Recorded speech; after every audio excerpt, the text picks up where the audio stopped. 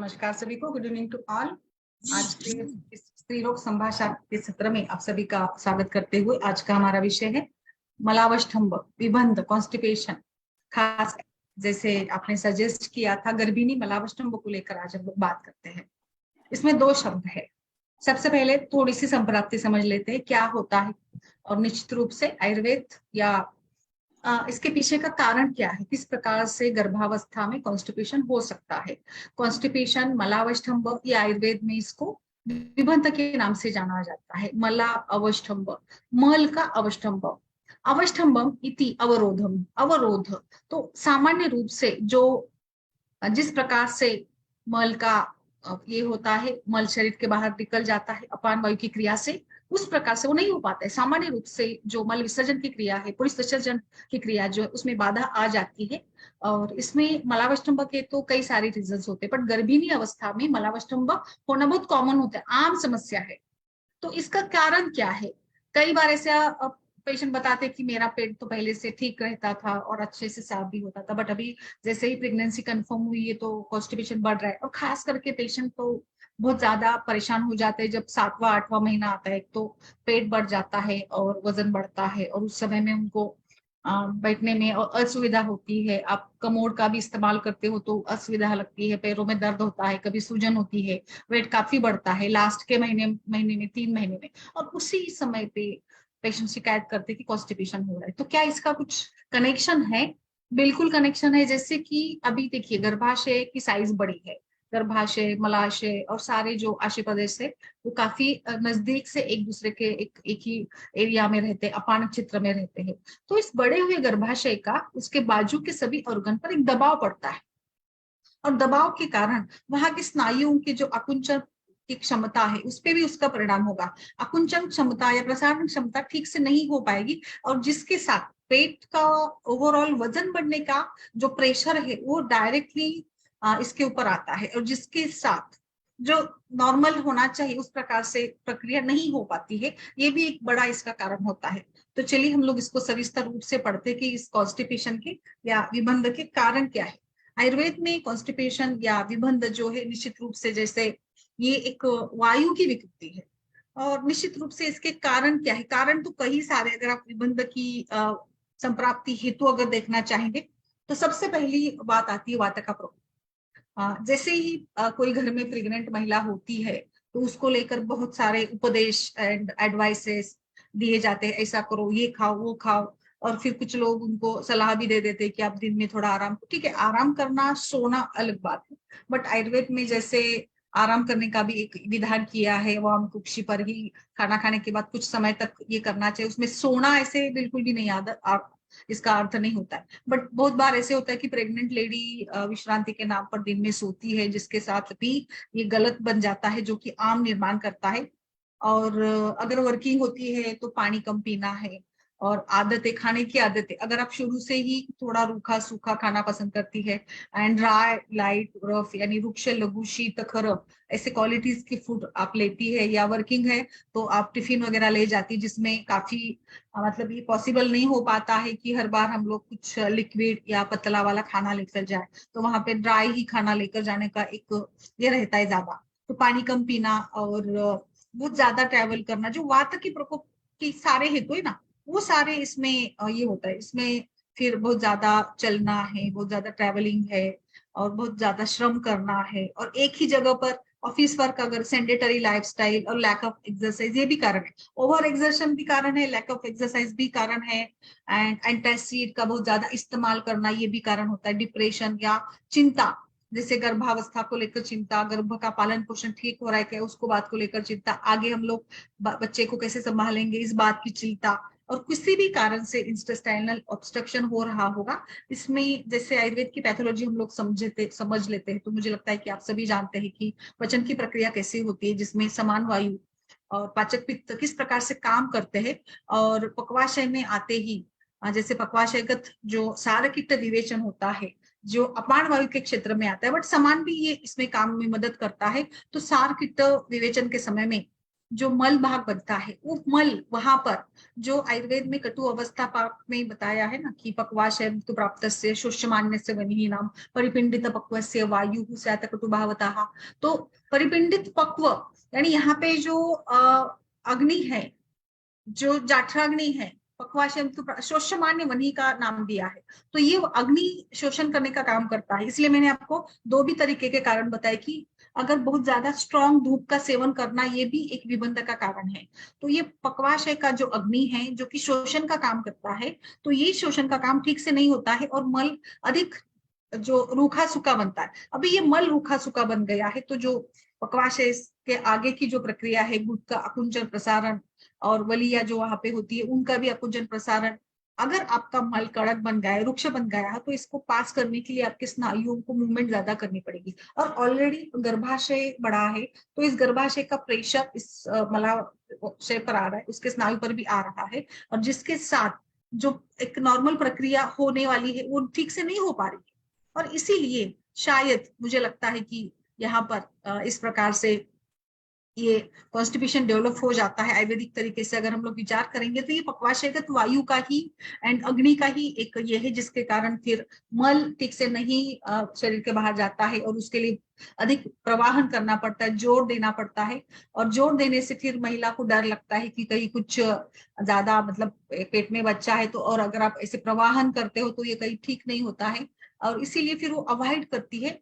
And इसी चिंता में एक दिन पेट साफ नहीं होता है, फिर वो श्रृंखला चलती है और फिर इसमें फ्लैटुलेंस, आटोप है, एब्डोमिन पेन है और अंत्रकूजन, अनाह, आटोप, फिर ये मतलब एक प्रकार से देखिए वायु अवरोधित हुआ है। तो मलावष्टम तो एक लक्षण हो गया, बट आगे चल के इसमें फिर कटिशूल, पृष्ठशूल, पार्श्वशूल और अलग अलग समस्या, उदावर्त, खट्टे डकार आना। तो वायु आपका प्राकृतिक तरीके से शरीर के बाहर नहीं निकल रहा है। जो अपान वायु की गति अधो अधो है, तो अपान की विकृति है, तो अपान वायु इधर उधर के क्षेत्र में घूम रहा है, या मानिए इसमें एक प्रकार की विकृति ऐसी हो रही कि जो अपान वायु फिर अलग अलग अवयवों में जाकर वहां पे वो ये कर रहा होगा, जो मतलब प्रॉपर उसका जो मूवमेंट है, कॉन्ट्रैक्शन मूवमेंट होनी चाहिए पेरिस्टाल्टिक, वो नहीं हो रही है। एंड ये जो movement ascending colon, descending colon, फिर रेक्टम में, और इस प्रकार से जो अर्ज होती डेफिकेशन की, तो अप्रोप्राइटली नहीं हो रहा है।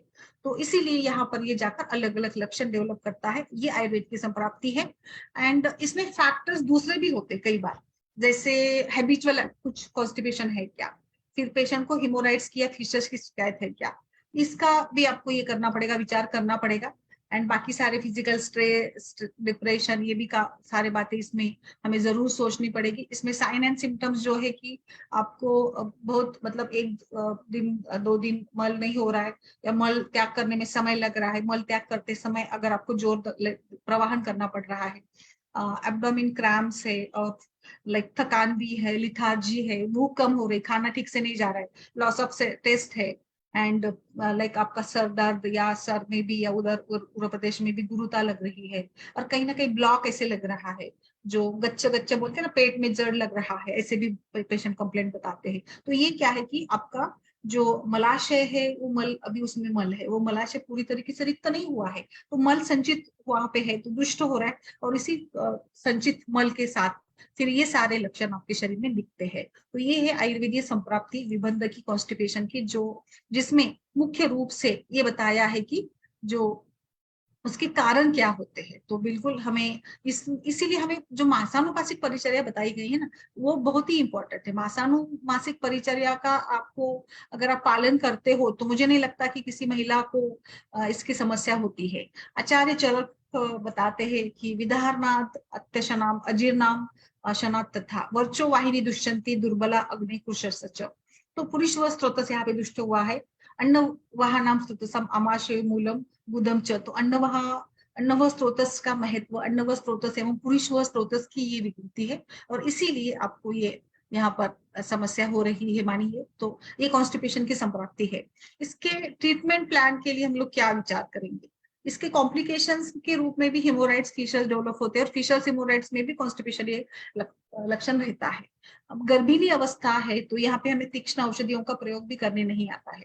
तो मृदु स्नेहन, मृदु अनुलोमन द्रव्यों का हमें प्रयोग करना है। इंटरनल स्नेहपान के रूप में आप पूरी गर्भिणी परिचर्या जो मैं बार बार हम लोग उसको रिपीट करते हैं कि गर्भावस्था में किस प्रकार से खान पान देना चाहिए, उसको भी मैं हम यहाँ पे डिस्कस करेंगे कि कैसे क्या क्या मासानुमासिक जो रेजिमन है, जिसमें आप थोड़ा देखिए आचार्य चरक है, वाग्भट है, सभी आचार्यों ने उनका मेन जो ये है वो उसमें उन्होंने मिल्क दूध का और मधुर शीत द्रव्यों का बहुत ही ज्यादा हर महीने में उन्होंने वही बताया, मिल्क दूध और शहद घी के साथ मधुर शीत द्रव्य एंड षष्टिकशाली राइस और दूध के साथ कृष्णा, फिर बटर मिल्क है इसमें, और उसमें भी फिर उन्होंने चावल को दही में पकाकर उसमें भी दूध डालकर नवनीतम जांगल मास एंड शीर विथ मिल्क, तो सभी वो इसमें अलग अलग प्रकार की पोरिडेजेस है, यवागु है, पायसम है, क्षीर सर्पी है एंड घृत और दूध, मतलब सभी प्रकार से देखेंगे तो मधुर सिद्ध क्षीर सर्पी या घी और यवागु, गोक्षुर सिद्ध भी इसमें एक महीने में बताइए, क्षीर सर्पी अलोन, मधुर और दधी, तो हर महीने में इसी प्रकार से क्षीर सर्पी घृत पृथक पर्णादि गण के द्रव्य है, फिर आस्थापन बस्ती बताइए 8वें महीने में जिसमें भी उन्होंने सारे ये द्रव्य बताए हैं। तो इन सभी का प्रयोग अगर आप करते हो तो मुझे नहीं लगता कि किसी महिला को कॉन्स्टिपेशन होगा, बट फिर भी अगर हो रहा है तो इसको भी हम लोगों को किस प्रकार से ट्रीट करना है। तो इसमें देखिए आपको इसको ट्रीट करने के लिए सिंपल सिंपल जो ये है फॉर्मुलेशन से उसका प्रयोग करना है। त्रिफला चूर्ण दिया जा सकता है, त्रिफला वटी अवेलेबल है, सिंपल सिंपल तरीके में सबसे पहले बताऊंगी जो प्रेगनेंसी में हम लोग फॉलो कर सकते हैं। अभ्यारिष्ट आप दे सकते हैं, 2-2 चम्मच की मात्रा में आप दीजिएगा, जरूर दीजिएगा। इसमें सिंपल सिंपल तरीके में आपके आहार में मृदुता, स्निग्धता, ताजा भोजन करे और सुपाच्य भोजन करे, बहुत ज्यादा एकदम से ना खाए, और गर्भिणी अवस्था में जो एक अनाप शनाप खाने की, पानी पूरी खाओ, ये खाओ, खाने की जो इच्छा होती है थोड़ा उसको कंट्रोल करते करते हमें चलना पड़ेगा। फिर आपके आहार में फाइबर रफेज डाइट बहुत ज्यादा होना चाहिए, जिसमें अनाज है, गेहूं है, या जैसे दालें है, कुछ विशिष्ट प्रकार की वेजिटेबल्स है। वेजिटेबल्स में मैं आपको फिर से बताऊं कि स्प्राउट्स और कुछ आजकल इतना ज्यादा स्प्राउट्स का वगैरह चल रहा है, बट फिर भी स्प्राउट्स आयुर्वेद में कडधान्य वाले जो हरित शाक है वो भी निषिद्ध वाणी है, और उसको भी खास करके अच्छे से पकाकर ही खाना चाहिए। आप इसमें अंजीर का प्रयोग कर सकते हैं, आप इसमें बादाम को भिगोकर, फिर 15 से 20 किशमिश जो है उसको भिगोकर आप इसको यूज कर सकते हैं। फिर जीरकाद्यारिष्ट एंड जीरकाद्य चूर्ण आप इसमें एडवाइज कर सकते हैं, जो कि ओवरऑल पचन क्षमता को सुधार देगा। ये डायरेक्टली हमें कोई मल का विरेचक करने वाली दवा लेने से मुझे लगता है इसमें आप इसे ट्रीट करें, द्रव मधुर द्रव पदार्थों का प्रमाण बढ़ाए, छाछ है, दूध है, पानी की मात्रा बढ़ाए, षडंग पानी बहुत बेस्ट रहेगा। ओवरऑल आपका सारे लक्षणों के लिए ओवरऑल डाइजेस्टिव सिस्टम की मोटेलिटी और जो वहां पे जो वायु रहता है, वायु का प्रवर्तन पेरिस्टाल्टिक मूवमेंट ठीक से होगा। इसमें दूध और घृत का समावेश दिन में 2 बार करिए, 3 बार करिएगा, कोई प्रॉब्लम नहीं है। आपको इंटरनली स्नेहन कम पड़ रहा है तो आप एक्सटर्नली भी यूज कर सकते हैं। पेशेंट को आप अभ्यंग बताइएगा, अभ्यंग से ओवरऑल मोटिवेशन मिलेगा, अभ्यंग से ब्लड सर्कुलेशन इंप्रूव होगा, अभ्यंग से पेशेंट को मानसिक और शारीरिक थकान कम होगी, और जो एक चिंता की स्थिति होती है वो भी कम हो जाएगी, पेशेंट को जो डिप्रेशन है वो भी कम हो जाएगा। इसमें आप त्रिफला का चूर्ण, त्रिफला की वटी है, फिर आरगवत का प्रयोग कर सकते हैं। ड्राई रेजिन्स को भिगोकर यूज करेगा, अगर सीजर में अवेलेबल है तो ग्रेप्स खा सकते हैं। दाड़िम का रस दीजिएगा, दाड़िम के रस में जैसे एक 15 ml दाड़िम का रस लिया, इसमें थोड़ा सा सेंधा नमक और जीरा पाउडर डालकर दीजिएगा, पेशेंट को बहुत बेस्ट लगेगा। उसका जो वात का अनुलोमन ठीक से रहेगा, फ्लैटुलेंस और आत्मान आटोप के लक्षण भी बहुत कम हो जाएंगे। इसमें पटोल का भी बेस्ट उपयोग होता है, पटोल भी आप गर्म पानी के साथ दे सकते हो। सिंपल एरंड का तेल बहुत ज्यादा मात्रा में नहीं सजेस्ट करेंगे क्योंकि प्रेगनेंसी है तो हम लोग इसको नहीं ज्यादा सजेस्ट करेंगे, बट 5 ml 10 ml की मात्रा में आप इसको दे सकते हैं तो बेस्ट रहेगा। तीव्रता का भी आप उपयोग कर सकते हो, बट क्वांटिटी कम रखें, क्योंकि विरेचक द्रव्य मेरे विचार से प्रेगनेंसी में बहुत ज्यादा यूज नहीं करना है। आप अभ्यारिष्ट दे सकते हो जो कि डाइजेशन को इम्प्रूव करेगा, फिर ब्लोटिंग कॉन्स्टिपेशन को कम करेगा। अभयादि मोदक भी दिया जा सकता है अगर बहुत ही ज्यादा हो तो। फिर त्रिफला चूर्ण का है, दंत्यारिष्ट दिया जा सकता है, ये भी कम मात्रा में देंगे, 10-10 ml की मात्रा में हम दे सकते हैं। इसमें जो एक मतलब सफिशिएंटली काम करेगा, बहुत ज्यादा तीव्र तरीके से नहीं काम करता है ये, तो वैसे ही द्रव्यों का हमें यहाँ पे उपयोग करना है। फिर आप रगबदारिष्ट दे सकते हो 10-10 ml की मात्रा में। सिंपली आप पेशेंट को एक गिलास गर्म पानी और उसमें नारियल का तेल 2 चम्मच डालकर दीजिएगा। बेस्ट आपको सिंपल रेमेडी है, नारियल का तेल डालिएगा, जो हम बालों में लगाते हैं, नारियल का तेल घर में होता ही है, उसको आप गर्म पानी में मिलाकर पेशेंट को बता दीजिएगा। बेस्ट आप पेशेंट को लगेगा। पेशेंट को गुलकंद खाने को दीजिएगा।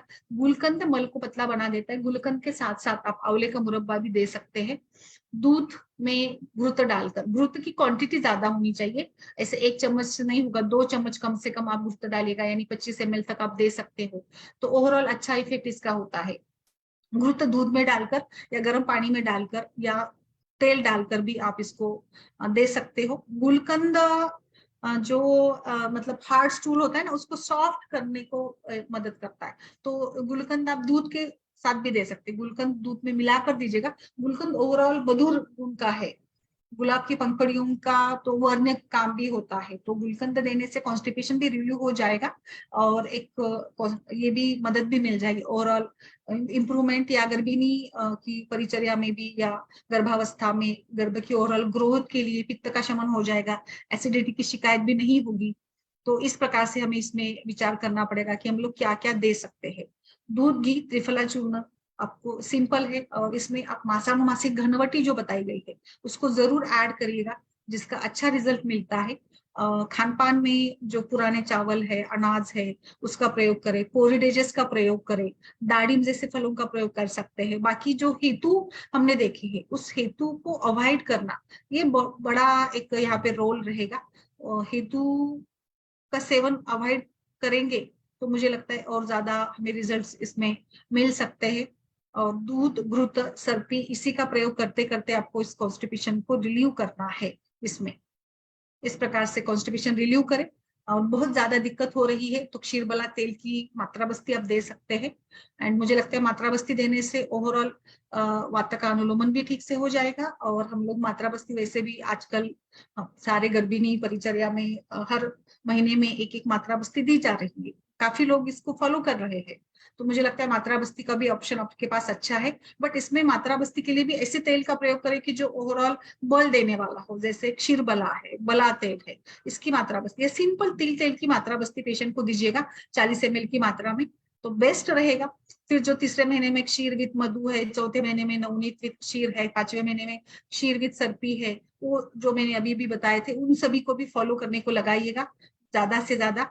तो कॉन्स्टिपेशन रिलीव होने में बिल्कुल निश्चित ही रूप से मदद मिल जाएगी। रेजिन्स का प्रयोग करवाइएगा पेशेंट को। पोरिडेजेस जो दूध में चावल पकाकर, दूध में गेहूं पकाकर जो कि अलग अलग प्रकार के खीर बनती है ना, उसका जरूर प्रयोग करवाइएगा। फिर आप शतावरी को भी दे सकते हैं। शतावरी का चूर्ण गर्म पानी के साथ बहुत अच्छे से कॉन्स्टिपेशन को रिलीव करता है। अंजीर को भिगोकर या अगर फल के रूप में अवेलेबल है तो इसका आप प्रयोग करवा सकते हैं मुझे लगता है। एंड तो त्रिफला की टैबलेट भी मिलती है। बहुत ही ज्यादा अगर लगता है तो आप गंधर्व हस्तादि का कषाय भी यूज कर सकते हैं 10 ml की मात्रा में, वो भी काफी अच्छे से काम करेगा। बट अभयारिष्ट और ये 2-3 जो फॉर्मुलेशंस है उसका ज्यादा अच्छा रिजल्ट मिलता भी है और प्रेगनेंसी के लिए ये सेफ भी माने गए हैं। तो रूट कॉज पर इसमें काम करिएगा तो कॉन्स्टिपेशन रिलीव होने में निश्चित रूप से मदद मिल जाती है। तो इस प्रकार से इसमें हमने योगा भी कुछ करवाएगा पेशेंट को, जैसे जितना पॉसिबल हो सकता है, जो बहुत ज्यादा प्रेशर ना देते हुए जो आसन पेशेंट कर सकता है उसका प्रयोग करें। एक और इसमें आप जो है खान पान में थोड़े मसाले, जैसे शुंठी है, शुंठी सिद्ध जल का प्रयोग किया जा सकता है। फिर फेनल्स को भी भिगोकर प्रयोग किया जा सकता है और हिंगू का प्रयोग किया जा सकता है। हिंगू को गर्म पानी के साथ लेने से भी पेट साफ होने में बहुत अच्छे से मदद मिल जाती है। शुगर केन का जूस जो है वो भी ऐड कर सकते हैं, जो नेचुरल के रूप में ज्यादा हम यहाँ पे यूज करेंगे होम रेमेडीज के रूप में, ताकि पेशेंट को बहुत ज्यादा प्रवाहन भी ना करना पड़े और अच्छे से उसका मल परिवर्तन हो जाए। एक और आप गर्म पानी में एलोवेरा का पल्प डालकर भी दे सकते हो, इसमें थोड़ी हल्दी वगैरह भी डाल सकते हो, या इसमें आप चाहे तो घी डाल सकते हो, सेंधा नमक डाल सकते हो, वो भी काफी अच्छी तरीके से एलोवेरा भी कॉन्स्टिपेशन के लिए मदद करता है। तो इस प्रकार से आप इसमें विचार कर सकते हैं। बाकी बहुत सारे कल्प है, बट मुझे लगता है कि सेफेस्ट वे के साथ ही हमें इसमें चलना है। तो ये सारे कल्पों का प्रयोग आप करते रहिएगा और निश्चित रूप से इसमें आपको रिजल्ट मिलेगा। यस मैम, बोलिए सपना जी। इसमें आपका और कुछ ये हो तो बताइए, कोई किसी का कोई एडवाइस हो तो बताइए। उष्ण जल का पान जरूर करवाइएगा पेशेंट को। गर्म पानी ही पीने को दे, बाकी सभी से ठंडे पानी को परहेज में रखे और गर्म पानी ही ज्यादा से ज्यादा उसको पीने को लगाइएगा। अवगाहन कर सकते हैं गर्म पानी से, जो कटिशूल वगैरह के लक्षण हैं इसके लिए गर्म पानी की सिकाई की जा सकती है, अभ्यंग किया जा सकता है कटी प्रदेश पर, क्योंकि ये विबंध यानी अपान का प्रकोप है।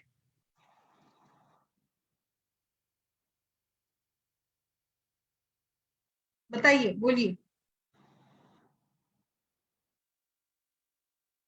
रिलैक्सेशन टेक्निक से पेशेंट को रिलैक्स रखिएगा। नित्य अभ्यंग, चंदन बला बला तेल का मसाज करना नहाने के पहले, नस्य गोघृत से या नारियल तेल से आप नस्य करवा सकते हो, जिसके साथ पेशेंट की मेंटल कंडीशन ठीक रहेगी।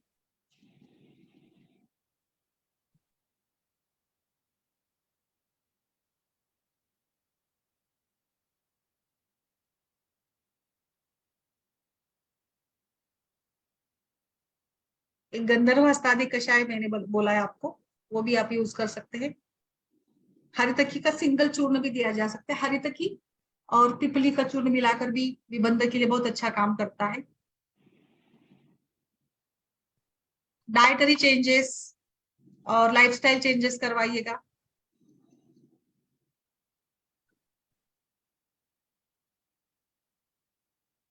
तो और ज्यादा इसमें ये मिलता है हमें।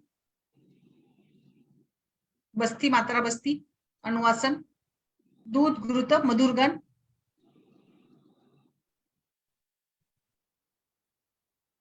तो जो अग्नि को भी आपको, अग्नि पाचक पित्त अपान क्षेत्र सभी के ऊपर काम करना है। मधुर, सुकुमार घृत का, एक केस में सुकुमार घृत का भी मात्रा बस्ती दिया था हमने, बहुत अच्छा रिजल्ट मिला था। सुकुमार घृत का मात्रा बस्ती दीजिएगा। हरितकी शुंठी, ये भी एक अच्छा कॉम्बिनेशन है। गुड़ का काढ़ा, गुड़ और त्रिफला, ये भी एक अच्छा कॉम्बिनेशन है। जैसे देखिए प्रेग्नेंट लेडी को हमने देखा ना कि जैसे तेल से बड़ा भरा जो घड़ा होता है उसको थोड़ा सा भी धक्का दिया तो जैसे वो गिरता है, वैसे ही हमें बहुत ही स्लाइटेस्ट इसके साथ ही उसको ये करना है। अनुवासन बस्ती और आस्थापन बस्ती या मात्रा बस्ती, जो जो पुराना पुरुष है, यानी जो मल नहीं निकला है, जो वहीं पर बैठा है, मलाशय में ही बैठा है, उसके लिए तो बस्ती ही आपको यूज करनी पड़ेगी। हरितकी शुंठी ये बेस्ट कल्प रहेगा। हरितकी शुंठी और गुड़, त्रिफला में गुड़ डालकर दिया जा सकता है। यस मैम, बोलिए। अर्शिया जी, डॉक्टर राय जी, गीतू जी, आपका कुछ अनुभव इसमें ऐड करिए मैम। आपकी बहन कैसी है अर्शिया जी? ठीक है मैम। अभी थोड़ा उसको, ये बड़ा हो गया होगा ना बेबी? हाँ आज 6 मंथ की हो गई बेबी। अरे बाप रे, 6 मंथ्स हो गया क्या देखते देखते? अच्छा। हाँ कंप्लीट हो गए 6 मंथ आज। अच्छा, और कैसी है उसकी ओवरऑल कंडीशन? ठीक है, अभी वो बेबी को थोड़ी सी सर्दी हो गई है बस, हाँ तो हाँ थोड़ा कफ का रहा विहार लिया था उसने। हाँ हाँ। माने तो हो गया। अभी गर्मी में कैसा थोड़ा ठंडा वगैरह लेते रहते हैं, लस्सी ये वो, हम्म तो उसको हम्म। थोड़ी सर्दी हो गई है। और उसको बहुत हेयर फॉल हो रहा था, मेरी सिस्टर का। अभी थोड़ा ठीक है। वो बोलते हैं अच्छा। शायद 6 मंथ तक हेयर फॉल वगैरह होता है ना हाँ माता हाँ को। हाँ हाँ मैंने वो हाँ। दिया था आरोग्यवर्धिनी चंद्र प्रभा वगैरह, अभी ठीक है, फिर थोड़ा कम हुआ है। अच्छा अच्छा। हाँ उसको वो एसिडिटी और वो गैसेस वगैरह होती रहती है मैम। हम्म।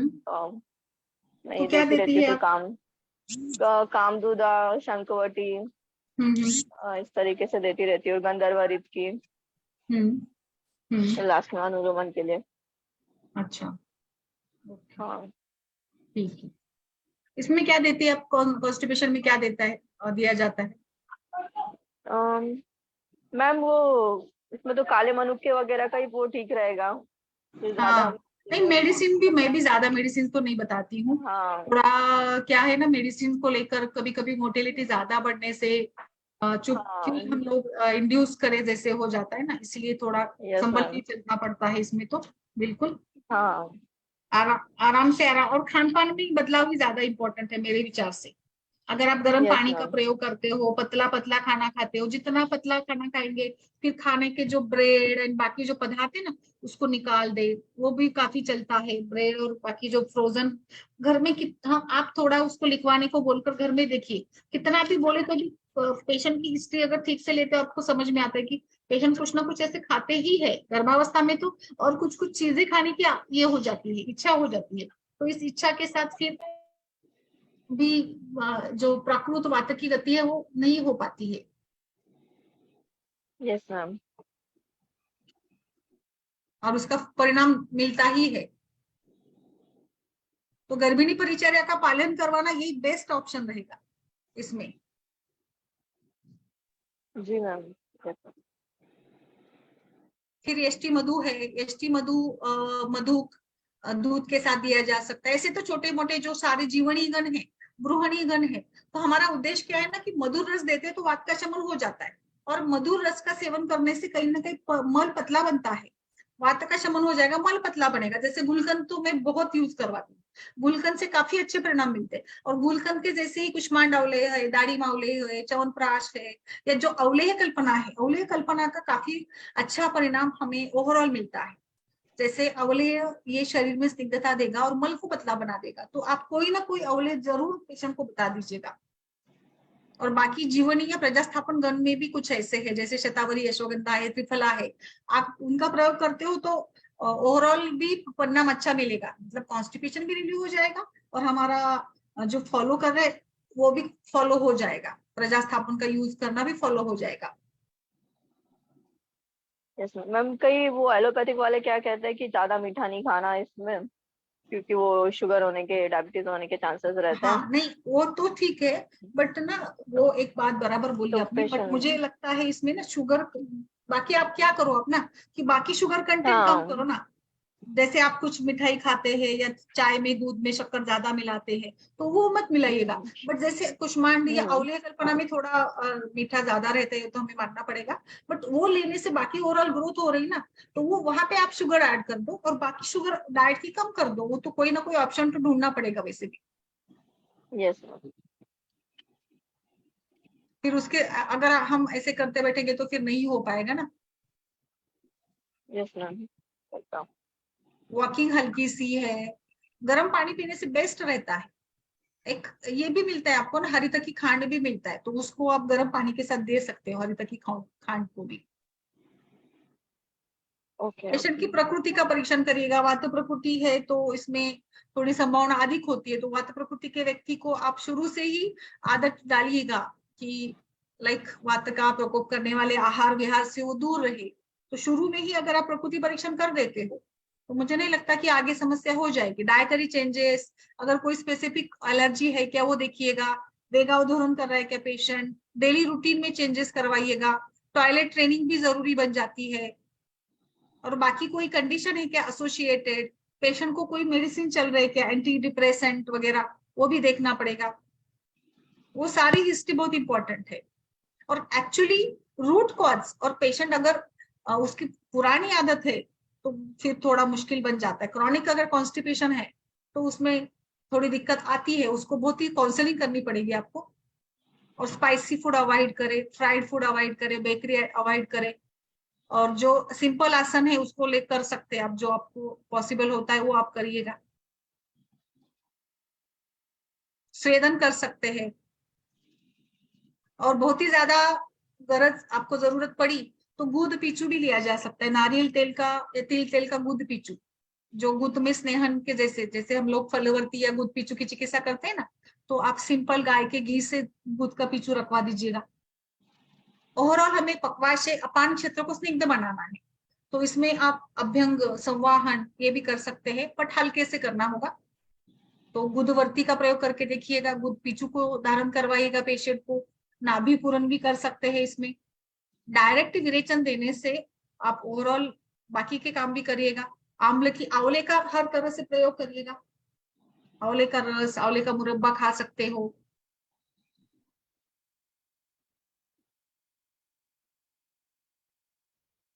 मैडम कैसी है डॉक्टर राय जी, बोलिए।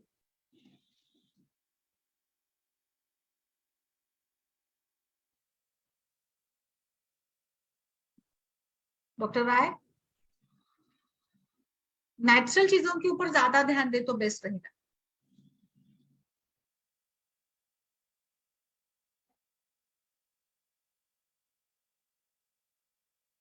पानी भरपूर यूज करें।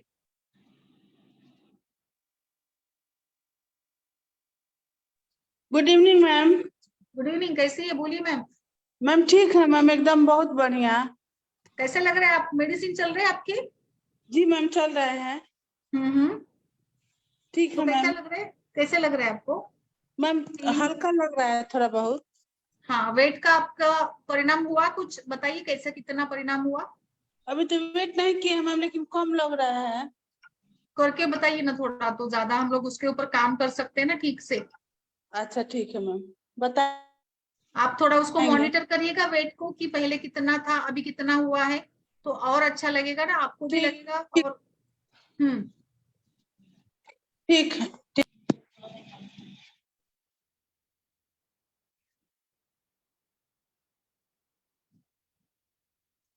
थोड़ा हल्का सा ना आप इसमें, कुछ लोग मतलब खान पान में भी घी तेल डालकर भी करवाते हैं। एक नींबू भी यूज करिएगा, नींबू का जैसे जूस या नींबू शरबत हम लोग देते हैं ना, वो शरबत भी पिलवाइएगा। इनको हर तरीके से शरबत दे सकते हैं आप। जीरा का पानक बनवा कर दीजिएगा, अश्वगंधा का शरबत दीजिएगा, और ब्राह्मी का शरबत दिया जा सकता है।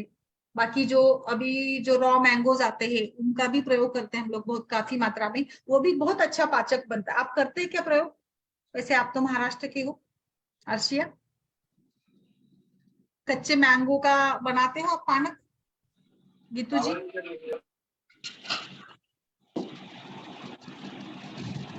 वो भी काफी पेट के लिए आरामदायी रहता है। और मॉडरेटली मैंगोज खाने को लगवाइएगा, अगर सीजन में अवेलेबल है तो 9 महीने में कभी ना कभी अगर सीजन आता होगा मैंगोज का, तो मॉडरेटली खिलवाइएगा, बहुत ज्यादा नहीं खिलवाना है, थोड़ी मात्रा में। डॉक्टर गीतू बोलिए मैम, आपका वो पेशेंट के बारे में थोड़ा बताने वाली थी आप, ओसीडी के। हाँ मैम, मैं बात करी तो मैम ही एग्री नहीं हो रही है ट्रीटमेंट के लिए। अपनी बहन का बोलती है कि उसका मन ही खराब है, उससे क्या बात करें। मन ही खराब है मतलब? उसका मन ही खराब है, मन ही ठीक नहीं है, उससे क्या बात करना, क्या काउंसलिंग करना करके। वो खुद ध्यान नहीं दे रही, तो फिर मैं ज्यादा इंटरफेयर नहीं की। अच्छा, ओके, फिर जी। कैसे करेंगे, मतलब ट्रीटमेंट कैसे हो पाएगी फिर? हाँ, और कुछ पूछो तो रिप्लाई नहीं करती है मैम वो। कब जब काम क्या काउंसलिंग, करते हो? उनकी बहन है वो इंजीनियरिंग की है, बट अभी घर ही में रहती है। हम्म। तो हाँ। अचानक से क्या हो गया, वो बचपन से कैसे था उनका स्वभाव, अच्छा हाँ वो था मतलब? वो है कुछ चीज, मतलब चीजों को ज्यादा सोचने वाली, अपने ऊपर लेने वाली। बट ये जो हैंड वाला है ना, हैंड वॉश करने वाला, वो अभी 1 महीने से स्टार्ट हुआ है। हाँ। अच्छा, तो उसके पहले कुछ हिस्ट्री थी क्या कि कुछ हुआ करके उनको? नहीं नहीं मैम, अब मैम बता रही थी कि अभी 1 महीने से ऐसा कर रही है। हम्म और मतलब है जैसे कि मान लो कि बॉडी में कुछ होता है तो उसको ज्यादा सोचने से, फिर यूट्यूब में सर्च करना, फिर मेरे को ये हो गया वो हो गया, ऐसा 2-4 महीना हम्म वो चीज को लेके चलना, ऐसा करती थी। लेकिन ये जो हम्म। 3-3 घंटे धोना, ये सब चीज ये अभी 1 महीने से स्टार्ट हुआ है। अच्छा, उसके पहले की कुछ हिस्ट्री में कुछ भी नहीं मिल रहा है? नहीं, ऐसा कुछ नहीं है। सोचने वाली है, कुछ ज्यादा ही सोचती है, नेगेटिविटीज ऐसा है। बट ऐसा हैंड वाला ये अभी 1 ही महीना हुआ है स्टार्ट हुआ।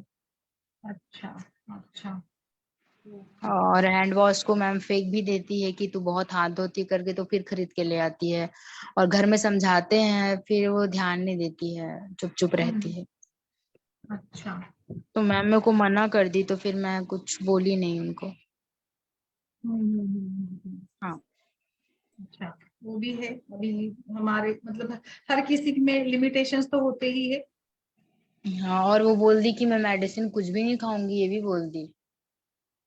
अच्छा मेरे को कुछ नहीं हुआ है, मैं मेडिसिन क्यों खाऊं, ऐसा।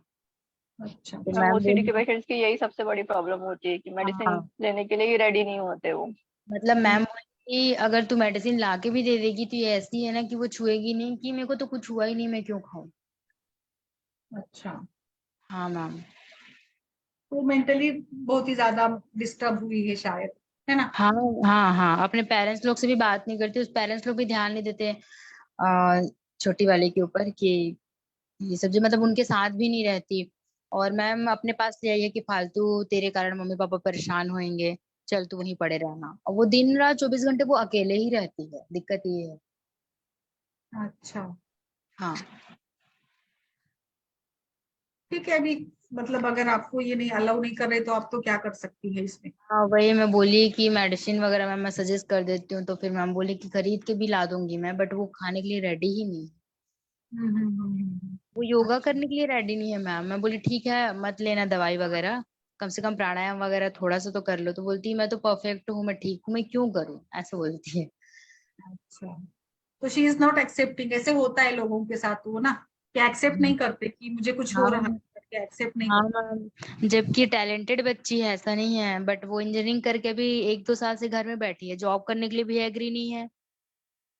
और कुछ नहीं करती है, बस रूम में पड़ी रहती है। अच्छा। नहीं, लेकिन वो बाद में अगर बहुत ज्यादा हालत खराब हो जाएगी, अगर अभी समय पर ध्यान नहीं दिया ना, तो हालत आगे और ज्यादा बढ़ सकती है। हाँ मैं बोली मैम को, तो मैम बोली वो मरे या जिए मेरे को मतलब नहीं, ऐसे बोलती। तो फिर मैं बोली अरे मतलब घर वाले ही एग्री नहीं हो तो मैं कैसे इंटरफेयर कर सकती हूँ ज्यादा। शायद उनको भी मतलब ये नहीं लग रहा होगा कि एक्सेप्ट नहीं कर रहे वो भी लोग, या मान नहीं रहे कि ऐसे हो रहा है करके। हाँ मतलब ये उन लोग को ऐसा लगता है कि ये जानबूझ के कर रही है, हम्म। और जानबूझ के नाटक करती है, चीजों को ध्यान नहीं देती है, ऐसा वैसा, शायद लाइटली ले रहे हैं कि क्या। बट मैम तो एमडी डॉक्टर है, उनको मैं बताई भी कि ऐसा या डिजीज फिर क्या होता है। है ना, वो लाइक बात फैल ना जाए करके, कि भी थोड़ा होता है, लड़की है ना, तो ऐसे भी बदनामी ना हो जाए, बात ना फैल जाए, इसके लिए भी वो थोड़ा अवॉइड करते होंगे ट्रीटमेंट के लिए। ये भी हो हाँ सकता मतलब, है। हाँ ऐसा भी है मैम, खाना वाना कुछ भी नहीं खाती, एकदम लीन थीन है, बहुत पतली दुबली सी है। हम्म। वो कुछ भी मैम खाती एटलीस्ट पीती दूध नहीं है। घी तो बोलिए उसको, दूध घी खिलाए एटलीस्ट, तो हम्म। नॉर्मल है। वो किसी चीज के लिए अग्री नहीं होती है। मतलब अगर मैम सुबह खाना बना के जाए कि तू खा के रखना, फिनिश करना, वो छूती ही नहीं है, वो खाती ही नहीं, कि मेरा हाथ गंदा हो जाएगा करके नहीं खाती है। अरे बाप। हाँ मैम, तो थाली स्कूल से को खा ले। अगर वो आप खाना भी मांग दोगे ना तो तुरंत हैंड वॉश करने जाती है कि मेरा हाथ गंदा हो गया, पता नहीं बहुत ज्यादा वो डिस्टरबेंस हो गई है। लेकिन घर वाले एग्री नहीं कर रहे हैं किसी भी चीज को लेके। और बोले ठीक है। अच्छा, ओके। डोरमेट को नहीं धोती कि मैं अशुद्ध हो जाऊंगी करके। किसको नहीं धोती?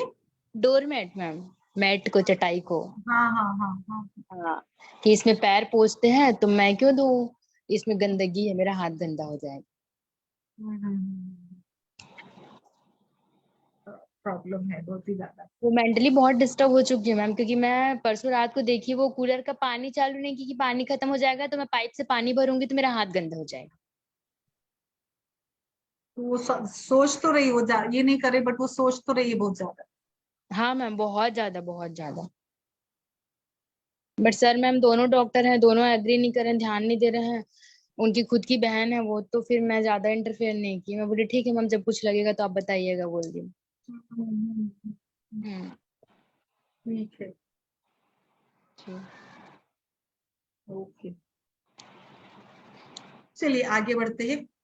अभी आगे हम इसमें इसके बारे में चर्चा करते हैं, अतिसार के बारे में चर्चा करते हैं। अतिसार, जैसे कॉन्स्टिपेशन की बात हमने की प्रेगनेंसी में, उसी प्रकार से गर्भिणी अतिसार। गर्भिणी अतिसार क्या है? अतिसारे तु गर्भिण्याः समुत्पन्ने विषग्जितम वातिके पैतिके च एवं श्लेष्मिके च प्रवक्षते।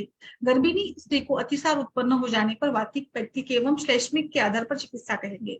इसके निदान क्या है? अभी जो रूटीन काय चिकित्सा यानी नॉर्मल जो व्यक्ति है उसके जो भी सारे कारण होते हैं ना, उसी प्रकार के कारण गर्भिणी में भी होते हैं। यानी विरुद्ध भोजन, अध्यशन, अजीर्ण, अत्याधिक भोजन, भय, वेगों का धारण, संघात, पूरण और कच्चे कंदमूल, फल, दूषित जल का प्रयोग करना, मतलब खाने को रूखा सूखा खाना, अच्छे से पका कर ना खाना, और हार्ड सब्सटेंसेस को बहुत ज्यादा प्रकार से प्रयोग में लाना। एक तरफ हार्ड भी या कभी कभी गुरु अभिसंधि भोजन भी है, और इसी के कारण शरीर स्थित जो जलीय धातु है उसका यहाँ पर एक ये हो जाता है, प्रकोप हो जाता है, जो कि अतिसार का कारण बन जाता है। तो गर्भिणी अतिसार की जो चिकित्सा का सिद्धांत बताते आचार्य कश्यप संहिता में इसका रेफरेंस आया है। आमातिसारे संजाते पाचनानि प्रदापयितम पक्व संग्रहणी पथ्यः पक्वे संग्रहणम पथ्यम शु सर्वेषाम इति निश्चयः आमातिसारे संजाते पाचनानि प्रदापयित, यानी आमातिसार उत्पन्न हो जाने पर पाचन औषधियों का प्रयोग करना है, आम का पचन करेंगे और फिर सभी प्रकार के पक्वातिसार में स्तंभक और संग्राही चिकित्सा लाभदायी होती है। अतिसार की सामान्य चिकित्सा में कल्याणक अवलेह, जो कि सभी प्रकार के अवलेह का नाशन करता है। कल्याणक अवलेह में पिपली है, दातकी है, दातकी जो कि कषाय शीत और स्तंभन गुण करेगी, लोद्र है जो स्तंभन है, पद्मकेशर है, मोचरस है और सभी नाकेशर है, इन सभी का सूक्ष्म चूर्ण करके फिर इसमें जैसे मधु है, घृत है, इन सभी को मिलाकर अवलेह बनता है। हाँ ना।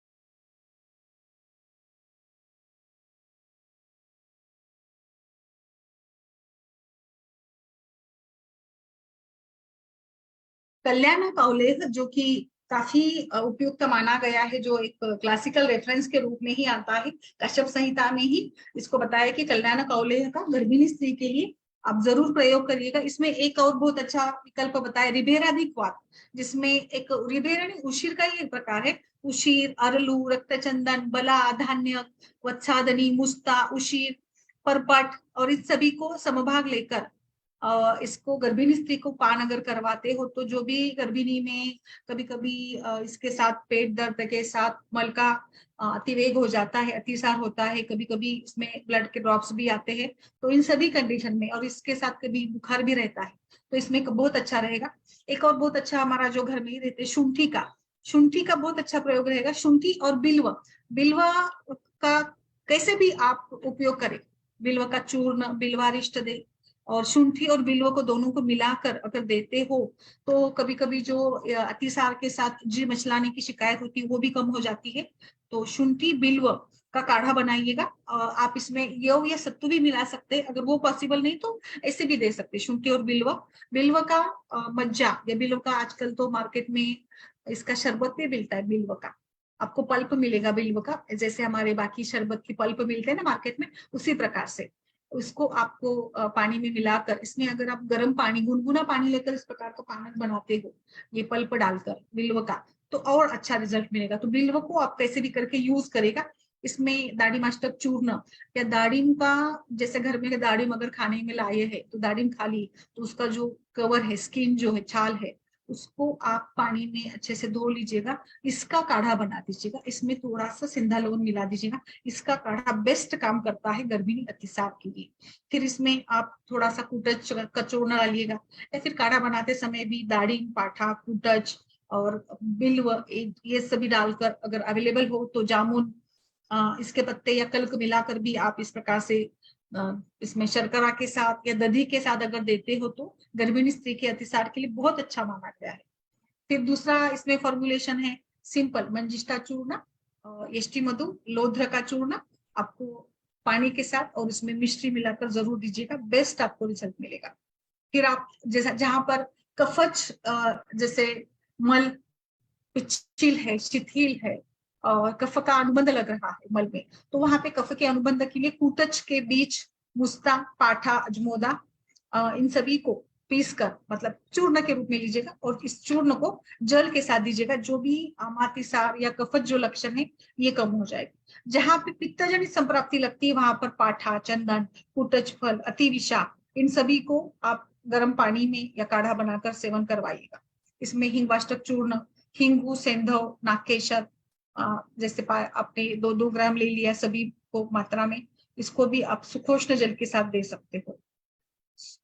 षडंग पानी का प्रयोग करवाइएगा। श्लेष्माच अगर अतिसार हो तो इसमें अम्बवष्ट आदि गण की औषधियों को तंडुलोदक के साथ देने से भी विबंध जैसे अतिसार दोनों में भी इसका परिणाम अच्छा आपको मिल जाता है।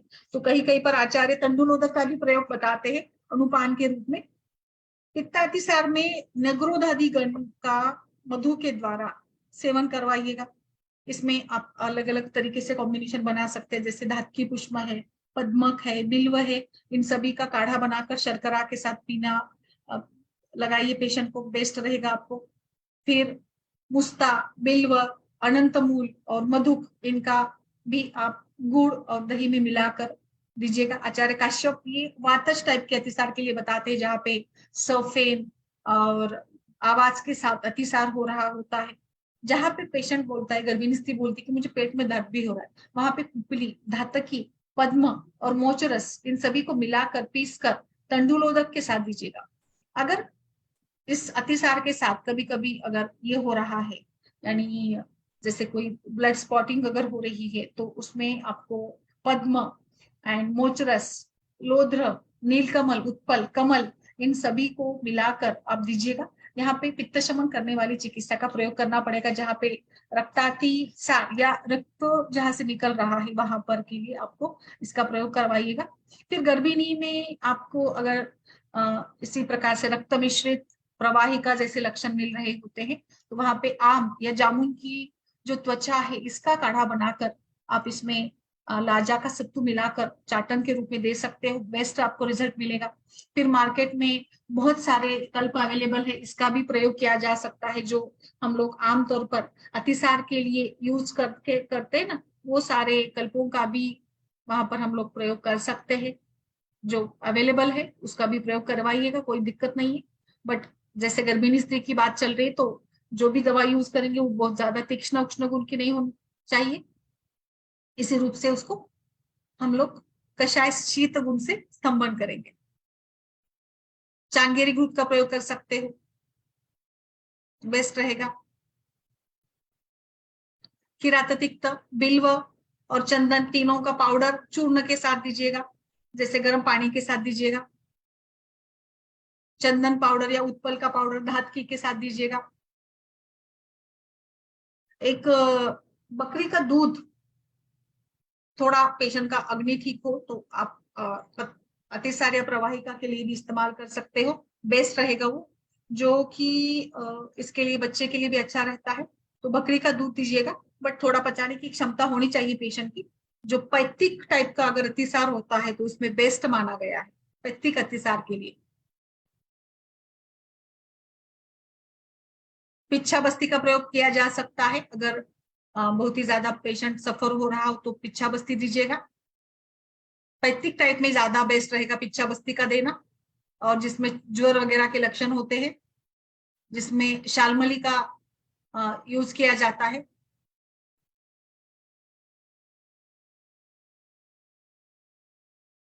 हिमोरेजिक डायरिया हो तो पित्त का शमन करवाना है आपको, जिसमें जैसे मैंने बताया नीलोत्पल का प्रयोग या मोजरस का या मंजिष्ठा का प्रयोग करिएगा, पद्मा केशर का प्रयोग करवाइएगा।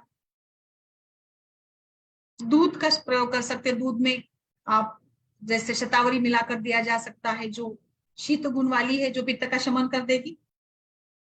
फिर दुर्वादी घृत है, दारवैदी घृत है, जिसमें सारे दारू, हरिद्रा, कूटज, पिपली जैसे द्रव्य डाले गए हैं, जिंजर है, उसका भी अच्छा उपयोग रहेगा।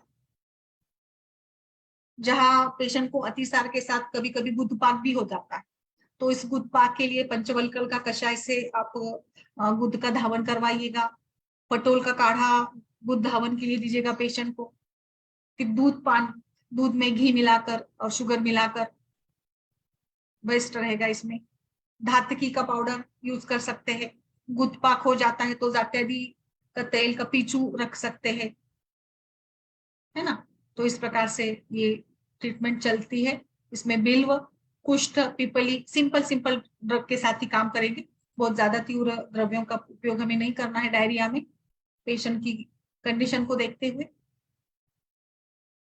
हार्मोन्स या कई सारे बाकी मानसिक और शारीरिक आहार विहार के हेतु के साथ ही बनता है। और अतिसार। चलिए मैम बताइए आप क्या यूज करती है अतिसार के लिए?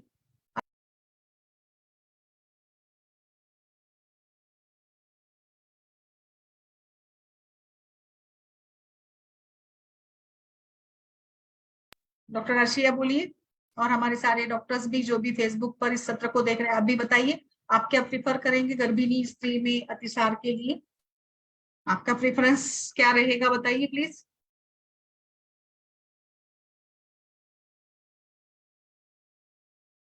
आला नहीं था सुन।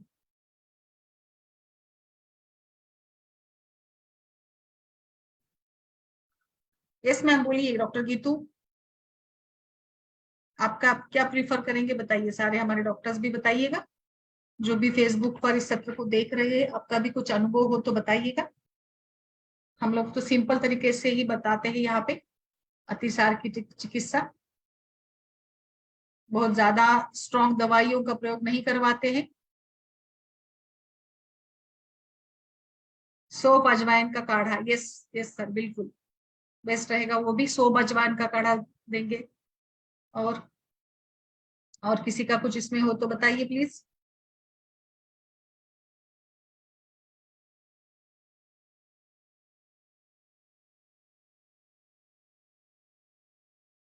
और कोई अनुभव हो तो? बाकी गर्भिणी परिचर्या का पालन तो करना ही है। धनिया सौंफ, ओके।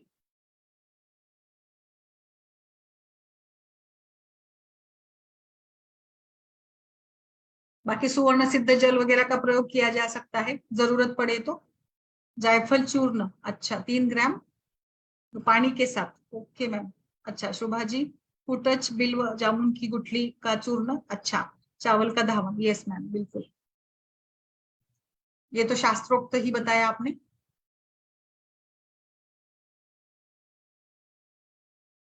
चंदन का कुछ प्रयोग करेंगे क्या? बड़े इलायची को भूनकर शहद के साथ, ओके मैम।